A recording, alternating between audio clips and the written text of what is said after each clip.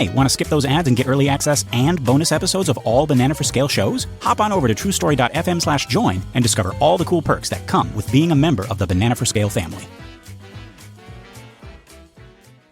Coming up, we put your eye out on a bagel.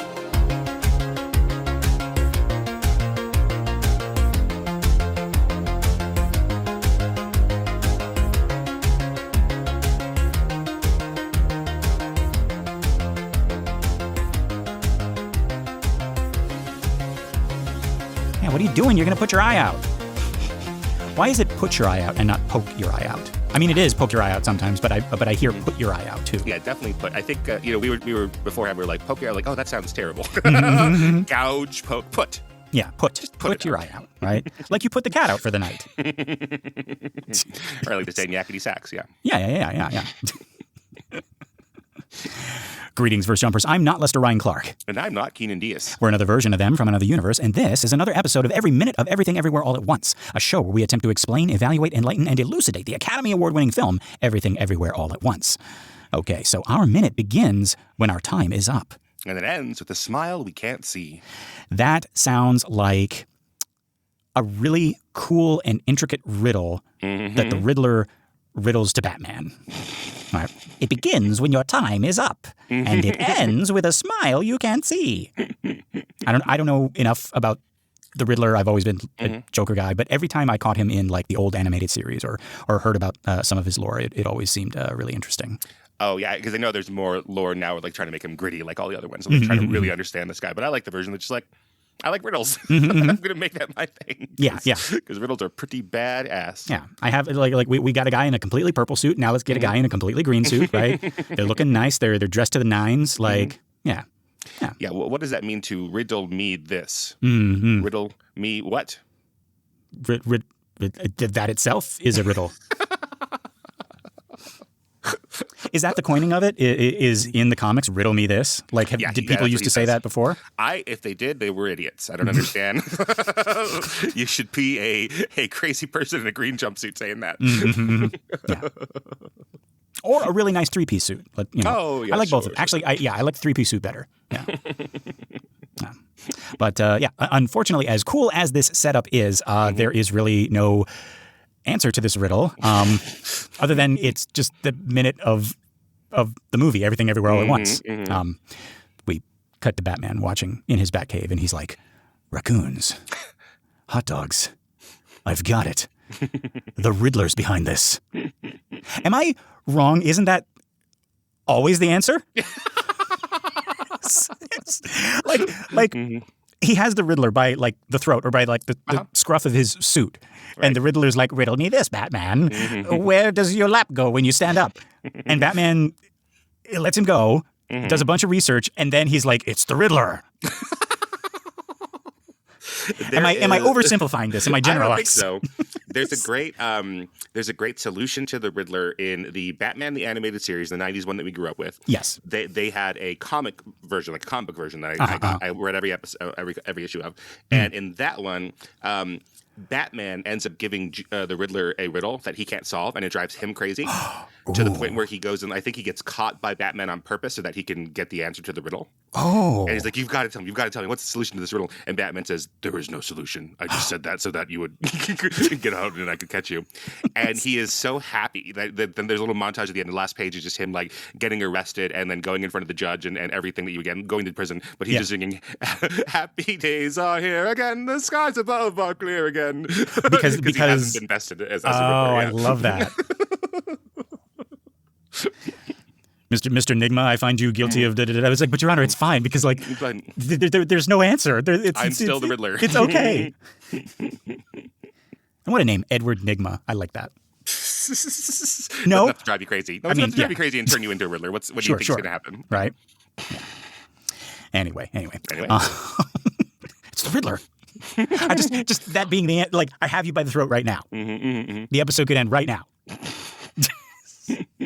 Anyway. Anyway, okay, let's get to the top of this minute. You'll remember the Alpha team led by Alpha Gong Gong had just thrown tear gas into the vents of this office in an effort to flush out our family, who is still hiding in that secret room behind Dick Long's desk. We then cut to Alpha Gong Gong, who says, "Your time is up." And then to his soldiers, "Find your jumping pads." Behind him, we can see our jogger, our lunch lady, what appears to be a lady reporter. I think we saw her previously. Yeah, she's from show? outside. Yeah. Aha, okay. And Officer Bryant. She's not a reporter. I'm sorry. She's an IRS agent. We've seen her on the other side of the caution tape. Wait, wasn't she? Isn't she holding something right now, like a little like microphone thingy? She has an office desk phone. I think in her other hand, because we're going to see her like swooshing around in a second. Yeah, I'm looking at it right now. She's got an office desk phone if you want to look at it. Oh, okay. All right. And we got Officer Brian. And all of them start doing weird things. I think the first one we notice is the lunch lady singing Ave Maria. Officer Brian with her ladle and her cleaver. Yes, right, kind of like conducting as she sings. Officer Brian runs further back into the room. We're going to see him in a second. Our jogger begins pulling her own hair out. And yeah, this reporter / IRS lady, what is she doing? I was trying to find words for it. What is going on there? She's got a corded phone, and she's like holding it up against her body, and she I don't know exactly what she's trying to do with this phone, but it's like she's kind of wrapping herself up in the cord. Yeah. But it's very clear she understands what she's doing. Yes, she knows what she's doing. Kind of motion, yeah. That is foreign to us. It looks like it's like she's imitating a fish, like she's swimming or something. Yeah, I don't know. But sure. Yeah, it is some kind of like choreographed like dance type thing. Yeah. But yeah, Alpha Gong Gong turns and we follow him as he passes these other verse jumpers. We see one person has taken, I'm assuming, the tape from before, and they are putting it over their eyes. Oh yeah. That's exactly what's going on. Yeah. I couldn't figure that one out. Yeah. But it's clear tape, so it's like a blindfold with clear tape or something. Right. Yeah. And Officer Brian, what are you doing? Period. Or question mark. Question mark, exclamation point. Officer Brian appears to be fucking a desk lamp. I was going to say humping, but that motion he is doing is too aggressive even for that. You wouldn't describe that as making love to a lamp. No, he is angry at that desk lamp. It's angry breakup sex. Yes, I think. or like get back together sex. That's right. It's like we oh you just drive me so crazy, but like I can't be without you. Right. You light up my life. It is great because he has a wrench in his hand, wielding it menacingly as Alpha Gong Gong is telling him to get ready, and then his little deal, his little weird thing to fuck the desk lamp has nothing to do with his wrench. Right. So he's like showing up, he's like, I'm here, I've got my wrench. It's like, okay, now do your worst. It's like, all right, fuck this lamp. Good thing you found the wrench. Yeah. Yeah, and I thought he was the one making the noise that we hear, but I think that's definitely the next guy. This guy. Okay, I think this guy is a reporter. I don't know. No. Well, yeah, actually, he's dressed with the same as the other lady. But he is holding a light bulb in one hand, and he has stuck his other hand into this wall lamp. All these lamps are getting violated. That's right. But yeah, he's making like a Roger Rabbit sound as he Uncle Festers this light bulb. Meaning, describe what that is. Yeah. Yes, I guess I do. So the light bulb in his hand, which is not connected to anything, is lighting up. Much like when Fester gets like electrocuted, he can put a light bulb in his mouth and it lights up. Yeah. But yeah, so that's what he's doing, and he's making this like. Jesus Christ. There we go. I think I got it. But yeah, further down, we got our SWAT guy who is licking the pillar in the center of this room, or one of the pillars. And lastly, we got our other Lee brother, Andy Lee, sitting on the copy machine, making copies of his butt. Classic. Yeah. Yeah. Yeah. So here's how this is written in the script here. Oh, okay.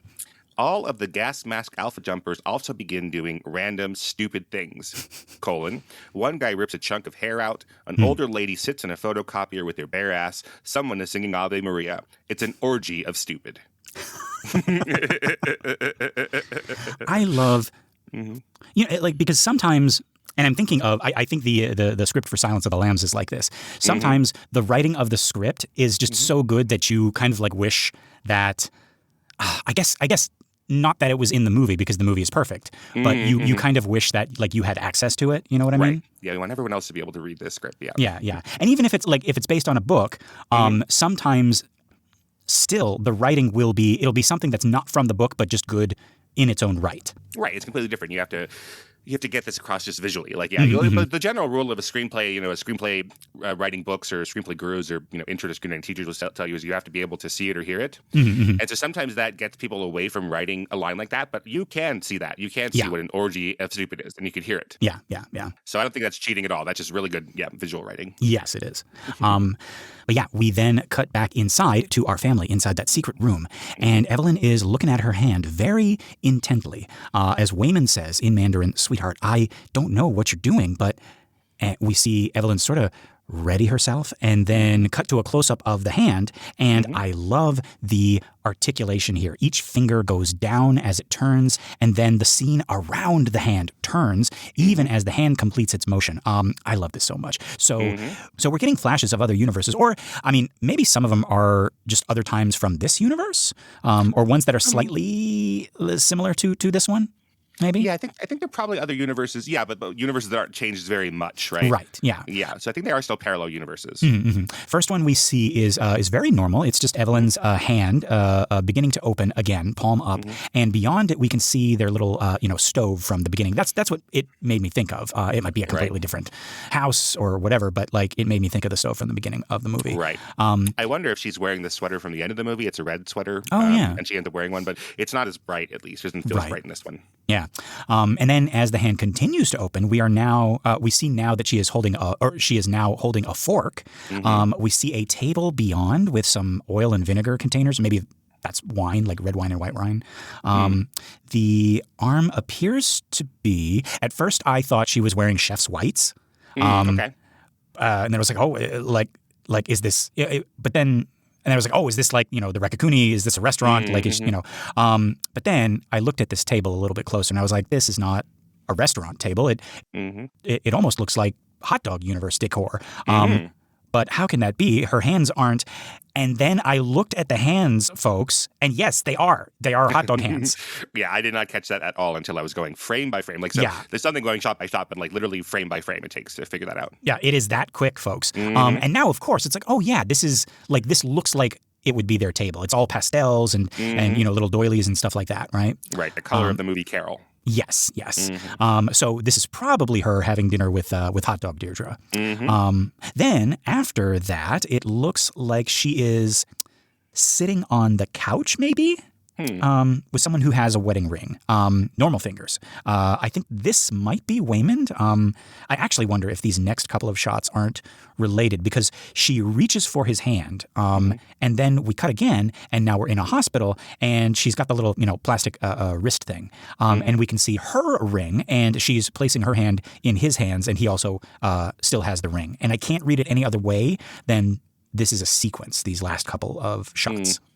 Yeah, maybe, but then the other ones, are in entirely different universes. So I'm not sure. The one that's, I agree with you. It's on the couch. It's hard to tell with the Evelyn, the long apartment, because I see like this bucket that's like Christmas colors. Yeah. But they have all sorts of crap throughout their house all the time. And you get it's hard to tell. That's the hardest one to figure anything out. But you know what I mean when I say it looks like they're on the couch. Yeah, I think you're right. Even though you can't see a couch, you literally can't see anything except like the guy's like stomach. Right. Evelyn's arm, again, is in a it looks like the costume from the beginning of the movie in the laundromat because she has this pink and blue, blue undershirt and then the pink roses shirt that we'll see a lot. Yeah. So that seems to be that. It doesn't, the Wayman one doesn't, like whoever the person is, doesn't look like Wayman's colors, so it's hard to really tell there. Yeah, I'm not sure. Yeah. Yeah, they have their ring on. So yeah, it's in the hospital and the last shot of this, and she has her hand out, and that one does look like Waymond like holding her hand or trying to hold her hand, but then Evelyn's hand falls and she seems to die here. Oh, I saw that as like she had just had joy. Ah. And like she was placing her hand in his, like it's like you're a dad now. She doesn't quite make it though. She kind of is like Waymond's hands her out like, oh, here, put your hand here, but she doesn't quite do it. She seems to lose control of her hand and give up at the very end of it. Hang on. In. Oh no, Keenan, no! What have you done? What's wrong with it? Don't worry about it. She's back in the next shot. She's alive. Don't worry. Okay. But do you see what I mean? And then it's after she sort of flops and loses energy, then Waymond like actually goes and holds her hand. Yeah. Oh jeez. Oh jeez. Ah jeez. So that's our second Evelyn death on camera, I suppose. Yeah. Well, but I don't know. I think she just had a baby and she's like exhausted. That's my headcanon. All right. I think she's maybe pretty dead. you're just watching a different cut of the movie. I don't know. Okay, but for me, I think that's what's beautiful about it is that she's able to see in these other universes and again start to feel other experiences that she either will never experience or won't experience yet, and that's where she's starting to get some of this power. Yeah. No, I really like that. Yeah, and then we end back up in the secret room as her hand closes, palm up, and then opens again. To me, it almost felt like she had, I don't know, like captured the essence of all of those worlds in the palm of her hand, and now she opens it and it's empty, like sort of implying that like she's melded with it. You know? Sure. Yeah. Yeah. Mm. She's got so we don't see any in those where she lifts a literal power, like the long strength that's going to come later or any of that stuff or the sign spinning. But it feels like she is just becoming more human because she is experiencing what these other lives have experienced. Right. Like, even in that brief moment where she's just like at dinner with her wife with hot dog hands, like that is enough to be like, oh yes, I'm getting to see more of the whole, I was saying human experience. Later on we're going to see some transhumanist stuff where just like she's a different kind of species of animal, she's some kind of she's a rock or whatever, but it's like the experience of being. Yes, of being all the Evelyns, yeah. Right. Yeah. And yeah, I like the idea that's like she's locked into it now almost. Right. And I think part of me thinking that is because like we then cut back to her looking at her hand, and this whole time the music has been doing, or the sound maybe has been doing that thing where it feels like we're like switching between the channels. We're like scratching between the channels and getting like little bits and pieces. And while that's happening, we can hear Waymond, but he sounds like he's underwater. And then suddenly we can understand him again when he says, "I think you're pushing things too far." But it feels like cinema language is telling us that she has come back from where she was and she has brought that power, or maybe just like the resolve with her. Right. I like what you're talking about with the sound. Right. It's like a series of crescendo, very brief, very quick crescendos, and then resetting, crescendos and resetting. That's like we're reaching a barrier, and then she's pushing through that barrier. Yeah. And I also want to mention that she's doing this little tiny thing here that isn't especially granting her any powers, but she's doing it without. Without the headset use or any of that stuff, right? Like she seems to start to be able to do little minor things just on her own. Okay, so nobody's telling her to do this. Right. Aha, okay. And yeah, Evelyn looks at her family, both of whom seem confused, but Joy's face is actually very interesting. Do you see this? It's almost like she is figuring it out? Maybe. Or maybe just figuring out that something is going on that's bigger than Mom. Waymond doesn't have that look. His look is more like concerned for Evelyn. It was like, I think you're pushing this too far. But Joy seems to be like catching on that there's something happening that's beyond just Mom. I think. Right. So maybe not, okay, I'm believing Mom's story about the raccoon people, et cetera. But, right. But something is going on with Mom. So you don't think it's like she's realizing, oh, Mom took drugs before this and like that. You're like, she's starting to actually like have a step in Evelyn's world and believe her a little bit. Yes and no. I think this is her realizing this isn't just Mom. Something is going on, and Mom is more canny and more aware of it than I first thought. I don't. Yeah, like she's not high. She's not on drugs. She's not delusional. She's keyed into something. I don't know what it is. She mentioned raccoons before. I don't think she's like going that far into believing it. But I think she's like, Mom, what is like what are you tuned into that we are not? Right. Okay. So Wayman might in a minute he's going to respond to the gas coming through or whatever. Yeah. And he's just kind of working on instinct of let's do this. But she might start to be like, let's listen to mom a little bit on what's going on. I think so. Yeah. Right. But yeah, Evelyn turns away from them and starts walking deeper into this room, even as the camera retreats deeper in. And she says, but not far enough, in response to Wayman saying he thinks she's pushing it too far. Right. And I love that. And before Wayman can be like, honey, that's a weird. Why did you say that? And why did you say it like that? Right. Before that can happen, our old friend Tear Gas shows up. Right. Hey, from the last minute. Tear gas? Tear Gas? What are you doing here? Yes. It would be like, Tear Gas, what are you... See, folks, I actually had to cough at that moment. Oh. And I was like, I'm going to mask it in this little bit. And then I'm going to ruin it by telling you. So okay, just use it. Yeah, right. Hey, just get out of your own way. But yeah, so now it's in the room. Wayman cries out and then starts saying, oh my God.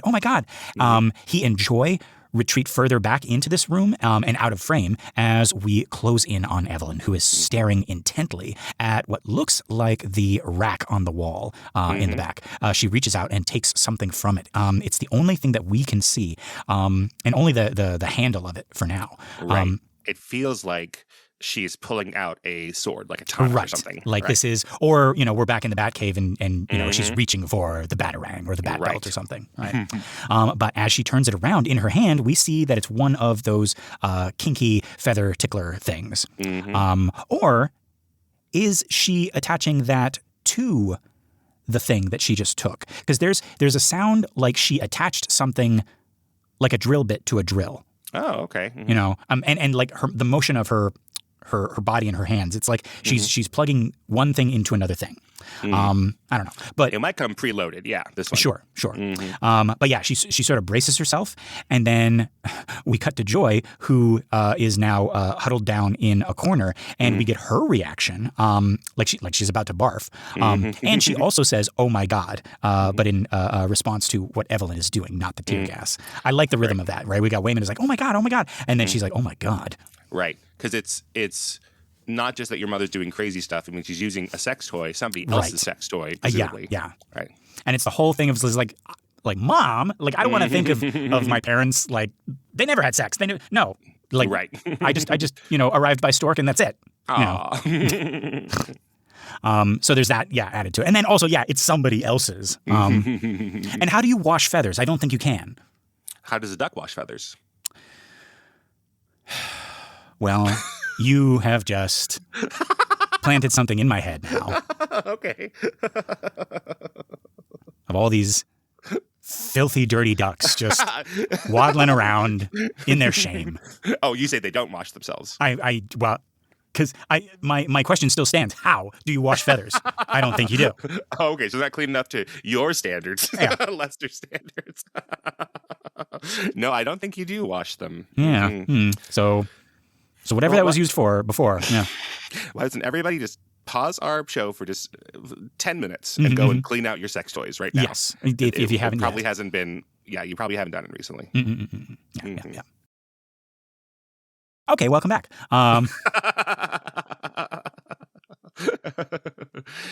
People are like, just wash the cucumber off and chop it up for the salad. Yeah, there you go. Right. Honey, this salad tonight is I don't know, something's off. It doesn't taste as kinky. See, I listened to these idiots on a podcast and I watched it. Yeah. You watched it? This is our special Sunday night salad. Ew. Why did I even say that? Gross. But yeah, we also get a better look at these tails, and they all look like foxtails. There's a gray one, a red one, and a black one. We can't see the blonde one, but I actually got to look at it a little bit earlier, and it might be a raccoon tail. I don't know. It's raccoon-ish, yeah. So I wasn't fighting you too much on the other episode we're talking about because I don't really know, but it's got at least one stripe. Yeah. A one striped raccoon. Maybe that's why. That's the Pixar character. He doesn't have no stripes. He's got the one stripe.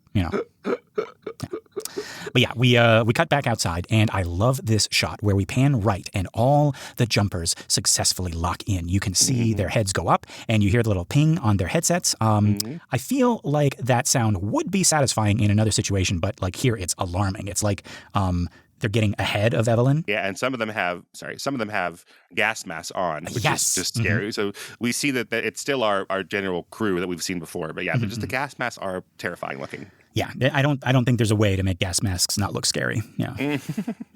Have we talked about it on this show about the gas mask I found for my Disney class? No. Have I ever showed you that? No. Oh my goodness. So one of the things I asked my students to do in the history of Disney, the history of Walt Disney the Man class, is to find a merchandising artifact, we call it, from the classical era when Walt was alive, and then make some some analysis or guesses about like why do we think the Disney company would make these things? Okay. Because they put Mickey on everything and Donald on everything, and then, so I give extra credit for the student who finds the weirdest one, because I'm trying to find. So it's not just like 25 reports on Mickey Mouse watches. Oh, right. So the example that I use that they can't use is the Mickey Mouse gas mask, which is a real thing that they used to try to make during the Blitz in the UK. They were trying to make it to that putting gas masks on wasn't as scary for you. So these poor children had to get used to putting them on and have like weekly, drills about this, So here is the Mickey gas mask that I could find. Oh my God. They are horrifying, right? That is terrifying. That is, if possible, that is scarier than a regular gas mask. Yeah. Oh, here's an image of a child wearing them. This is from the Disney Family Museum. So you could see real examples of them, and then what it would look like to actually put them on. Jesus. Wow. Good Lord. Okay, yeah, I guess we're putting these in the Facebook group. Which folks, if you're not, If you're not part of that, folks, if you're not part of that, it's Banana for Scale on Facebook, or just Google Mickey Mouse gas masks, and you will see this stuff. Wow. Yeah, they are real. They are real. So there are some that are, if they look a little bit too put together, they're like art pieces, like weird Banksy style art pieces you can find. But no, they you could tell, I think, by looking at these that they're trying to make them nice looking. Yeah. Like brightly colored for the kids, and they don't have like this extra kind of Banksy edge to them of like making them like BDSM or something, but they just have that as a facet of them being gas mask shaped like Mickey Mouse. What the hell was with like early 20th century designers thinking that like clown faces and stuff like this was like, yeah, we got to make it acceptable for the kids.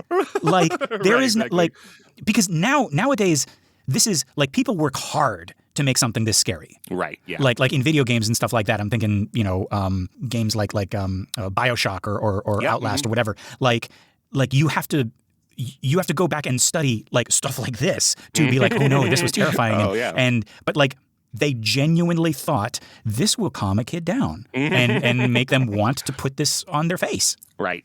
Well, this is the Narnia kids that we're talking about who get sent to the country. So maybe I can never pronounce their last name properly, but maybe Mr. and Mrs. P are like, we tried with the Mickey Mouse and Peter Pan gas masks and it didn't work. They got to go to the country, ship you off there. Wait, what name can you not pronounce? Oh, Pevensey? Pevensey. Oh, okay. All right. Pevensey. Mr. and Mrs. Peabody? Like what? No, the Pevenseys. The Pevenseys, which you never, like I never, like that becomes such a non-issue once they become, once they're talking to Lion Jesus. I mean. Don't even worry about it. Yeah. Are you a son of Adam or a daughter of Eve? Oh, jeez. I guess. Come sit with me in my sleigh. Ugh. I don't know why she sounds like that. That's not how Tilda Swinton sounds. So what are you doing, Lester? Come sit with me in my sleigh. Yeah, there you go. That's Tilda Swinton. Yes. She's nice. I just found out that Tilda is short for Matilda. Did that ever occur? It never occurred to me. I mean, I guess I'm just finding this out now as well. It just feels like this like otherworldly name, like a Tilda. Who's a Tilda? That's Tilda. We're thinking. Oh yeah, of course it's just short for Matilda. Mm-hmm. That's Matilda from Narnia. That's Tilda.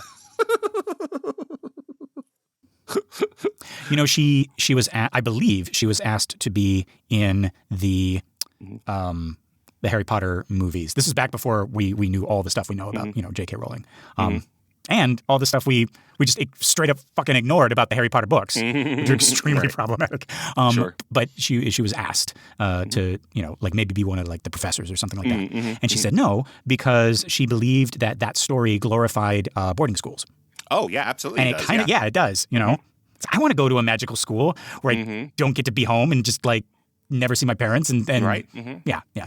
And develop a whole different hierarchy, often about like whose family has the most money back home, but none of them have the same kind of relation with their family. And Yep. So good call, I think. Good. Yeah. And just terrible abuses in boarding school that she's probably referencing. Yeah. Not just from the other kids, but from the staff. Yeah. Yeah. All of them who, sound like Smee from Hook, It's not you're a wizard, Harry. It's you're a wanker, Harry. You're a Harry wanker. Oh, God, gross. All right, so we have our monster people. They've got their gas masks on. Yes.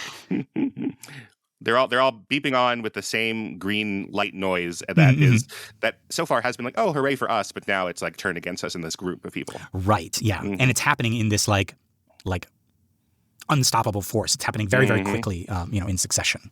Right. But yeah, cut back to the room. Just as Evelyn successfully makes herself sneeze. With that feather kinky duster. With the feather thing. And we hear her family in the background. Wayman is shouting and Joy is saying, "What are you doing?" Just as Evelyn's own headset pings and her head goes down as she presses the button, then back up, and it's another explosion of shots. First, we appear to be traveling through the bubble map. It's no longer 2D. It's like we're going deeper into it. Right. And then we center on a bubble, and then we're back in Evelyn's childhood. She's running along those flagstones back in Hong Kong. Quick flash of younger Gong Gong as he says, "Be careful, don't run so fast." But then we get a shot of her little feet tripping, and then this is from her POV as she falls to the ground, but she's got two sticks clutched in her fists, and they are getting closer and closer to us. I hate this. This made me squirm. It goes like I think we're supposed to understand that it has gone right into our eyes. Both sticks. Absolutely. Right. Yeah, both of them. Yeah.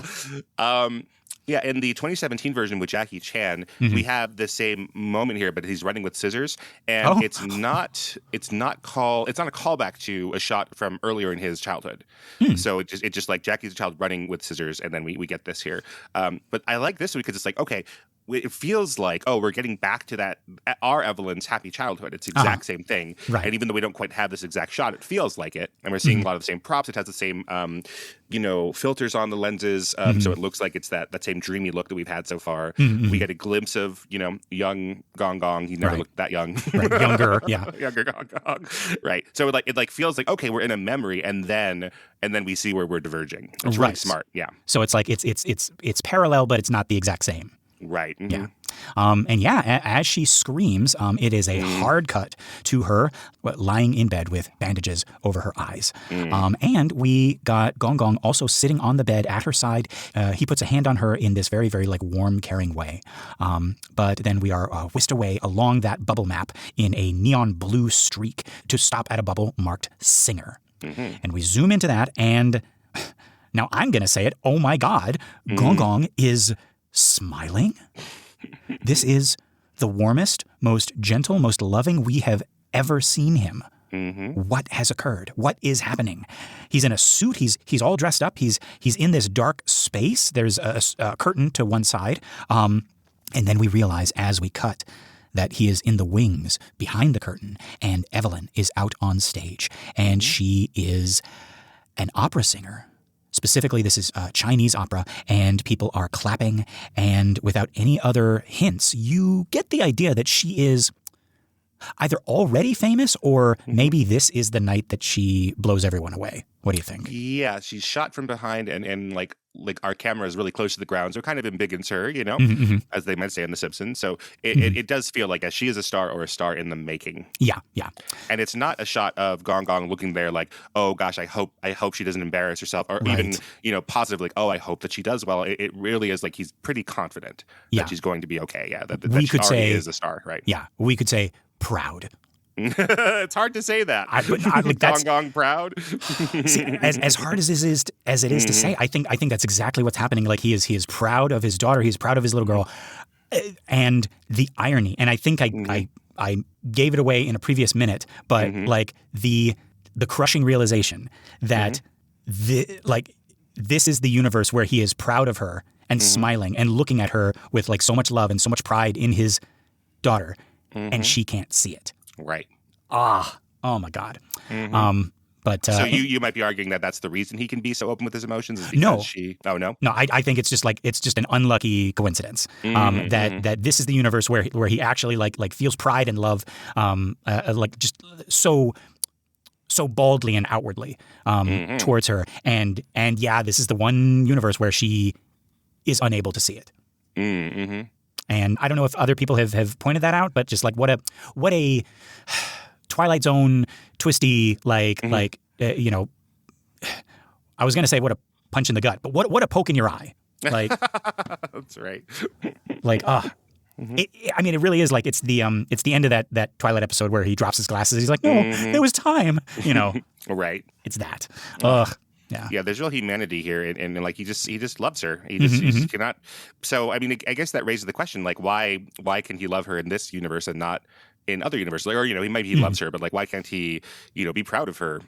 Why can't he show other it in universes? other universes? Yeah. I mean, we don't know if he's looking at her like this because she can't see it, or if maybe if the eye thing had never happened, like this is just a universe where Gong Gong is like that. But it like either way, it just like that's almost moot because now he's in the wings and he's looking at her with pride and love and she can't see it. Okay. Yeah, I think there's something about him being forced in this universe to take care of her.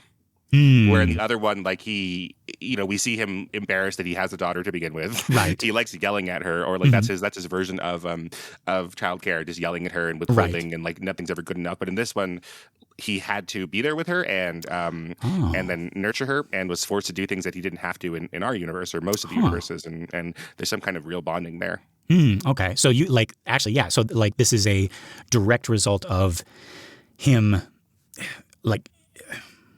Forcing to really God, I'm trying to think of any other word than see her. No, that's right. I think yeah. Like he has to like be this close because he has to tend to her and really pay attention to the raising of her. Yeah.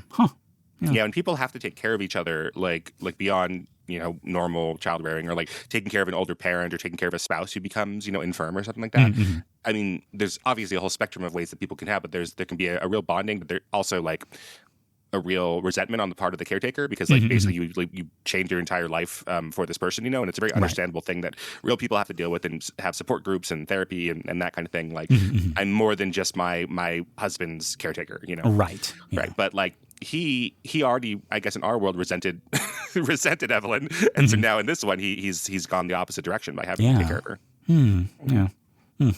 I want to I think I said this before, folks, like some of these universes that we dip into, I just want to like hang out in and see more of. Like I would love. I think this is one of them. Along with the hot dog universe, I would love a whole movie of this. Like I want to see her, grow up and him. I don't know. Does he train her to sing, or does he send her to somebody, or Yeah, that's another really good point, because in the movie star universe, we see both, the kung fu master who trains her, and then also this agent guy who is more present in the script as the one who's making the deals. But we also get glimpses of him. He's the one who shakes hands and shows them. In this one, we only see Gong Gong and not like some other person who is the choir teacher or like the opera teacher master, rather. Yeah, we don't have that, and we could. Like there's no phantom or Yeah, exactly. But like in Citizen Kane, it's like Kane is the person who's doing what Gong Gong's doing, but then we also see shots of Susan Alexander Kane's opera teacher. Right. So like we don't have any glimpses of that. So it might just be that Gong Gong has taken her under his wing and given her everything. Yeah. Yeah. I mean, like it's weird because I know the better choice is for us not to have little spin-off movies of these things. I know, but like, well, it would be nice. if they made them, we might hate them and resent them. So that's what I like fully aware. I know it's like, no, don't like if the Daniels came out tomorrow and they were like, hey, it's like Everything Everywhere 2, the hot dog town. I'd be like, oh no, don't do that. Please don't do that. No. Well, maybe in 20 years when it becomes a nostalgia thing, they'll do it for us, and we'll see. Oh yes, that was a bad idea. Yes. Okay, I know we have a little bit more, but we've kind of left the bunker for now, and I wanted to bring this up. So, this is from the script, the 2022 version of the script. So, in our version, basically, we have Gong Gong talking to his folks and his alpha jumper people, and then they throw the gas into the vents, and that's what propels our main characters to kind of go into action hero mode. But in the script, he gives a little bit of a speech, like a daring little villain speech here. Okay. All right, so this is someone called Alpha Jumper, who is one of Alpha Gong Gong's goons here. Okay.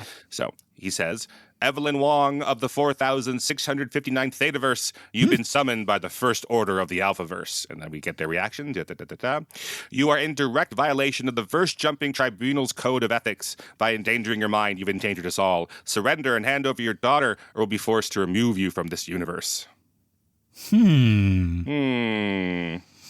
Okay. Now, there's our old friend, the Thetaverse again. Yes. So we had been previous in the 4655th Thetaverse. Right. So this says we are in the 4659th Thetaverse. So if we are to go by this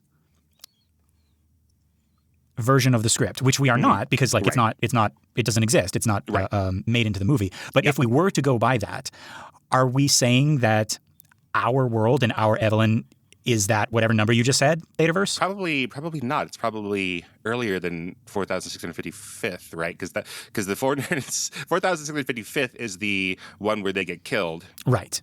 So this is 4 different than that. So I don't think this is our original world anyways, because we've branched off into something else, right? Right, yeah.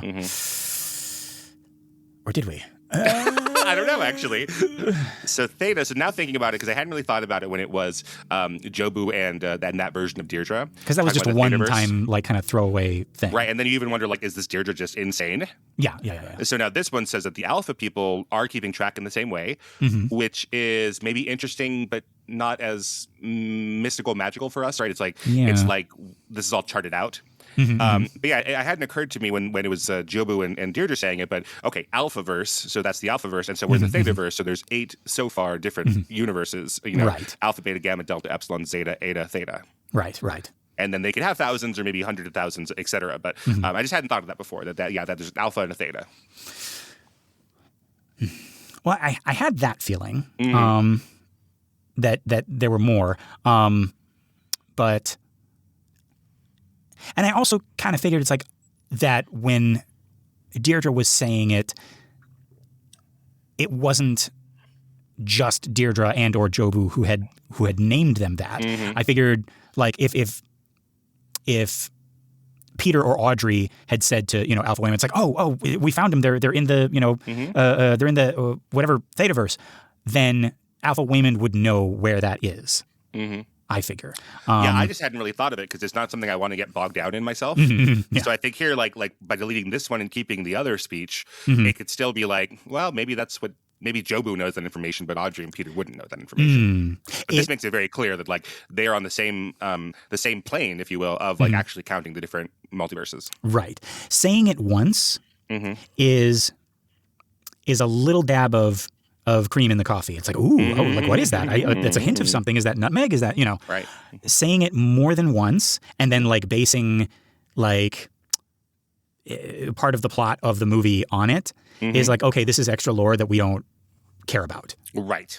And it's just interesting enough to be in the background, but shouldn't be framing our plot. You know what I mean? I agree. Yes. And so we're trimming this whole thing here. The Verse Jumping Tribunal's Code of Ethics. Again, that's interesting if this were a TV show and we were going to have different episodes or something like that. But I don't know if I really need to think about ethics here. Now. There's the what is it? It makes me think of Hunger Games and oh gosh, it's been so long. But I remember there's are they sectors? Districts. Districts. Okay, yeah. But like, what's their district? What are they in? District 12. Okay, District 12. It made me think of that because it's like you get like brief mentions of like each of the districts, but you don't like that's all you get. Right. It's like, oh yeah, in District 7 and District 9, blah, blah, blah, and then that's it. And we don't need to worry about it. We don't need to. We just know that there are other districts out there. Yeah, I agree with you. Of course, you might not be aware of the expanded world that's out there now, where they have shown you they have shown you President Snow as a teenager and his first romance and Before the Fall and all of this stuff. So they basically did what we were just saying exactly what you said not to do. Oh, okay. Right, to the tune of hundreds of millions of dollars. So well, yeah, there you go. right. But I agree with you. I think it's interesting that like when you're in District 12 and like, oh, I've heard of the capital, and then I go to the capital, it's one thing, but not like it's impossible for her to experience all the other districts and all their histories and things because it's a fallen world, and we and anyways, who cares? Anyways, who cares is the main part of that. Yes. And that sounds flippant and that sounds like dismissive, but like when you're making a story, like sometimes that's good. Right. You know. Oh wait, hang on. Okay, I want to test this theory. You remember Wizard of Oz, Follow the Yellow Brick Road, and there was that swirl, and it was like a purple or red thing in there as well. Right. Didn't you also think when you were little, where the hell does that one go? No. No? I was a boring, unimaginative child, as I told you before. I was a serious, I don't care where anything is in this movie. I wasn't a huge Wizard of Oz fan when I was a kid either. Oh, okay. Because I was like, meh. Margaret Hamilton. Private Ryan for me, please. Terrified me. And because of that, I was obsessed. But okay, you're a little bit ahead of me. But I was a Law and Order fan when I was a child. Okay. When I was like 9 or 10, I was like, yeah, this is it. Well, there we go. Okay. Okay, you're a little bit ahead of me, but I don't think I was the only one who wondered where that other brick road went. Now, the point I'm trying to make is I have never needed an answer for that. Right. But Keenan, do me a favor and just Google and see if the universe has answered that question. I hope not, but I bet yes. All right, where does the red brick go? Where does the red brick road go? It is not in the original book. Okay, yeah, people have decided to go somewhere. Okay, but like, is there like Do you a want me to tell you, or are you trying to? Yeah. Let's open this. Let's beat this dead horse. The yellow brick road goes to Munchkinland, and the red brick road goes to Quadling County, which is where Glinda is from. Ah, okay. Well, there we go. Didn't need to know that. It was fun just being a mystery. I'm pretty sure TV show that would go there. Oh, really? Wonder why I was canceled. See, but that's my whole point. I feel like I'm like harping on this, but like it's just interesting enough to be a question without an answer. Right. I think, you know. Well, let me send you the poster for this canceled TV show. And I hesitate to like people wanted this to go and their livelihoods were at stake, and I'm sorry that it didn't go. Yeah. But here is the poster for Red Brick Road, the TV show. Okay. Wow. Well. Doesn't make you want to. No. No. Their lion has a scar over his eye. Yeah. This looks like Resident Evil. Yes. Okay. All right. Okay. Well. Yeah. Keenan didn't read the full poster for you folks. Okay. It says Red Brick Road. Prepare for war. Yeah. Yeah. This was made in the wake of Game of Thrones. It says. Okay. There we go. That it all makes sense now. All right. But yeah. Like, just saying. Like, who's that weird blue guy in the cantina? Well, no, actually, there's like a whole book about him. Oh no, yeah, you can't use that stuff. Yeah, I can't use any of that. No, jeez. Okay. Okay, back to our movie. Because what I'm trying to say is there are some glimpses of other universes where I feel like I want to know more. I wouldn't mind like hanging out in the opera universe or the hot dog universe and like following, Hot Dog Deirdre and Hot Dog Evelyn's drama or seeing, Gong Gong actually be nice to his daughter and like get a couple of scenes of that. Right? But actually, yeah, I want to talk about this. We haven't talked about like the actual scene here. We first see her from the back as the camera sort of like backs up to show us the size of this venue. And we have this beautiful set piece that she is like standing in the midst of, which we can now see because the camera is, I don't know what you call it. Keenan, help me out here. Is like the ratio changes? Yeah, the aspect ratio. Yeah, it's getting wider. Yeah. And just kind of ours like works like curtains moving, curtains are Yes. Yeah. That's how meta. I love that. And I was going to say we see her face, but no, that's in the next minute. Right. We just see this like amazing costume, but just from the back.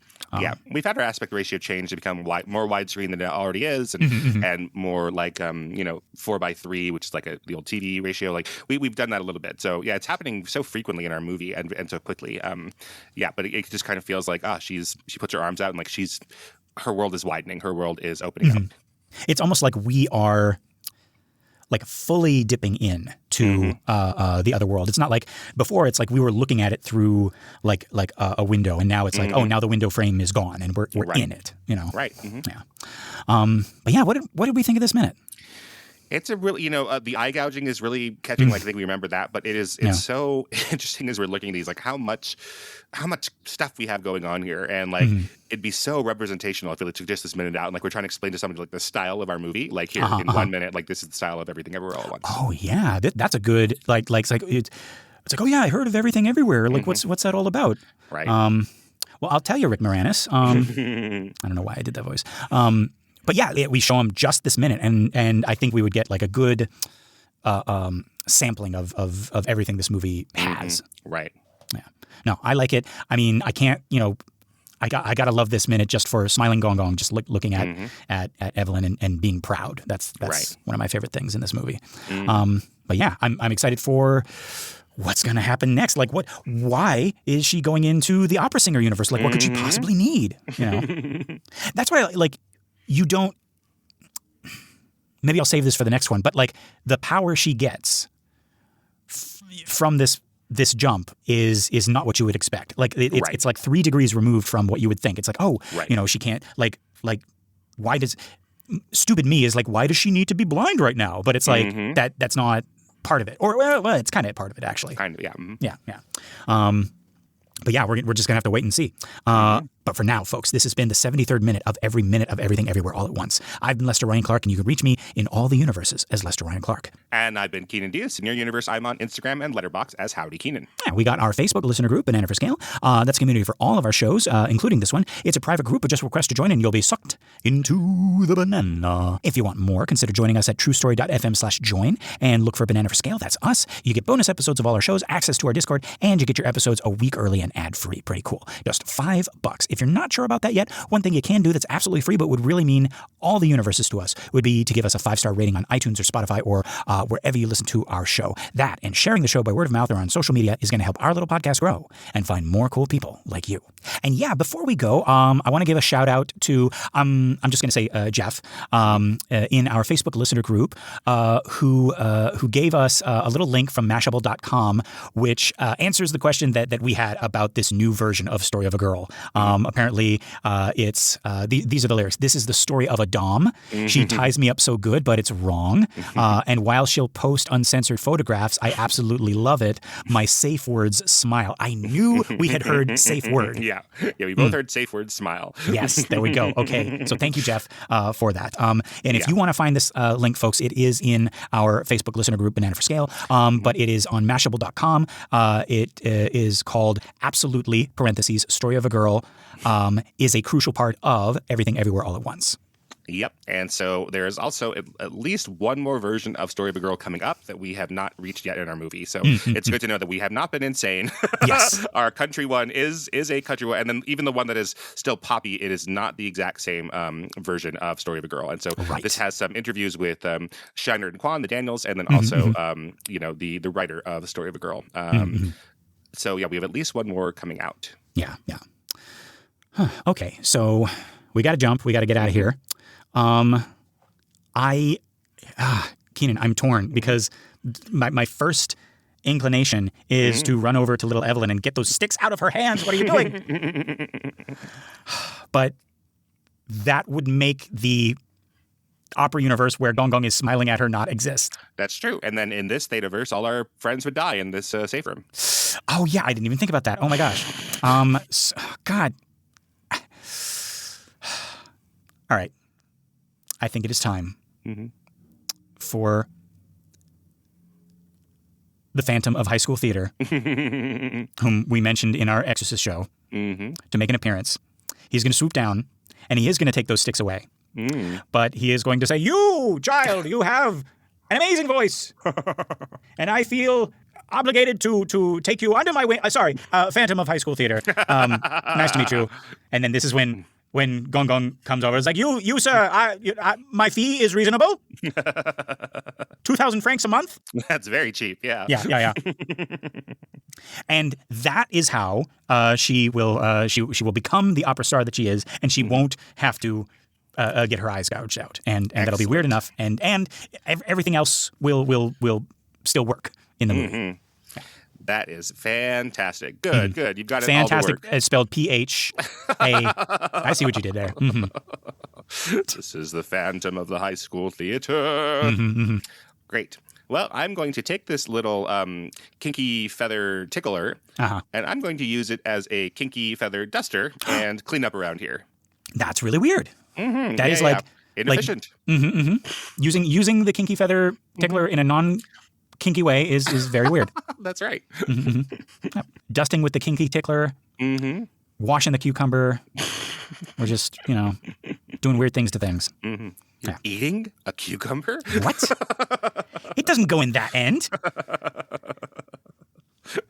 Now, all right, Keenan, are you thinking what I'm thinking? Well, I think I have a riddle for you. Oh, okay. What do you call a fish with no eye? Is it a fish?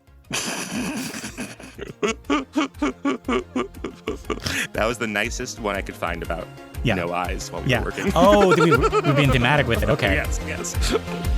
And with that, folks, until next time, 1, 2, 3.